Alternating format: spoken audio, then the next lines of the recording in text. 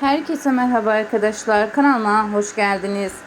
Güzel ve başarılı oyuncu Yağmur Yüksel Bakü'den tatilden yepyeni görüntüler paylaştı. Sahilde çekilen fotoğrafları sosyal medya hesabında yerleştirdi. Biz de sizlerle yepyeni görüntüleri paylaşıyoruz.